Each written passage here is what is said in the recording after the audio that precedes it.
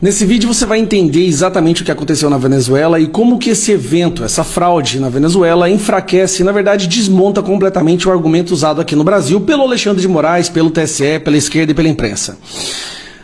A Venezuela estava sofrendo sanções por não ter eleições transparentes, por ter claramente fraudado as eleições anteriores.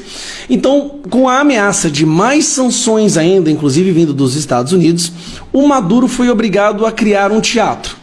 Um teatro onde supostamente as eleições dele seriam as mais transparentes da história.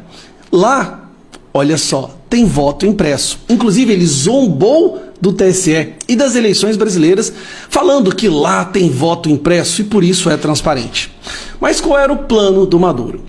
Tudo bem, tem voto impresso, os votos impressos são contabilizados nas sessões de votações e depois os resultados finais são passados para o CNE, o Conselho Nacional Eleitoral, que é a mesma coisa do TSE. A mesma coisa. O que ele planejou fazer? Bom, deixa o povo votar, o que importa é quem conta os votos, não é?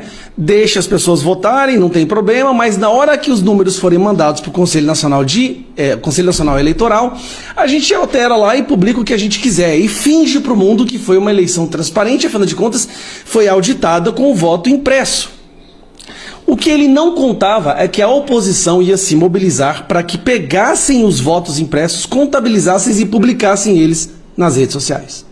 A partir do momento que todo mundo começou a entrar nas zonas que eles conseguiram, porque muitas zonas o exército Maduro não deixou, nas zonas que eles conseguiram entrar e contabilizaram os votos e fizeram a contagem manual e percebeu uma diferença onde o González tinha 4 vezes mais votos que o Maduro e começaram a publicar imagens desses boletins, dessas contagens nas redes sociais, foi ficando escancarado que realmente Maduro ia perder de lavada.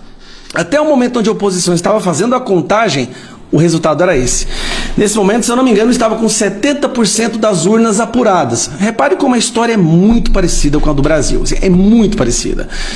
80% para o González e 19% para o Maduro. Essa era a contagem que a oposição estava fazendo através do papel impresso. Do voto impresso, aquilo que o TSE e o Alexandre de Moraes fala que não pode ter no Brasil porque é um retrocesso.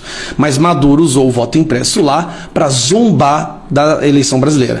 E a tabela deles era extremamente organizada. Você pode ver que tem, das regiões, das zonas, os votos de cada um, total de cada um, exatamente, perfeito, feito manualmente isso daí, em todas as áreas de votação.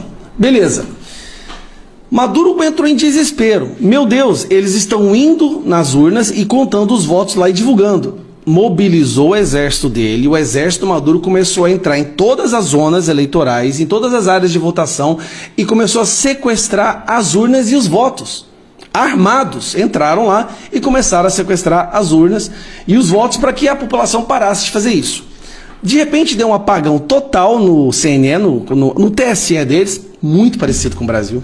É impressionante. Parece a reprise do que aconteceu no Brasil, só que em espanhol. De repente dá um apagão no meio da noite, quando claramente o González estava já tinha vencido, não tinha chance do Maduro vencer. E aí eles aparecem depois com esse resultado aqui, ó. Dá uma olhada nesse resultado. 51% Maduro, 44% González e os outros candidatos todos com 4,6%. Só que aí eu vou te explicar qual que é o problema. Somando isso daqui dá 130%. Isso é impossível. Sabe o que aconteceu? Eu vou te explicar. O Maduro deu a ordem de que era para ser feito assim o resultado. Olha, dá 51,2% para o Maduro, dá 44,2% para o González e 4,6% para os outros candidatos. Só que o que ele quis dizer? Divide o restante, porque faltariam 4,6%. Dividir esse restante 4,6% entre os outros candidatos. Mas o funcionário público do TSE, tão burro que é, entendeu que era para pôr 4,6% para cada candidato. Sem perceber que estava colocando uma equação que somando daria mais de 130%. Isso aqui é uma prova, não tem várias provas, né? Mas essa daqui é uma prova assim, inquestionável de que foi fraudado e foi fraudado assim, no customização mesmo. É para fazer isso, me dá tantos pontos para ele, tantos pontos para esse e tantos porcentagem para esse. Ao invés de dividir 4,6 no restante dos candidatos, ele deu 4,6 para cada. Olha o tanto que é burro, cidadão. Mas vamos lá.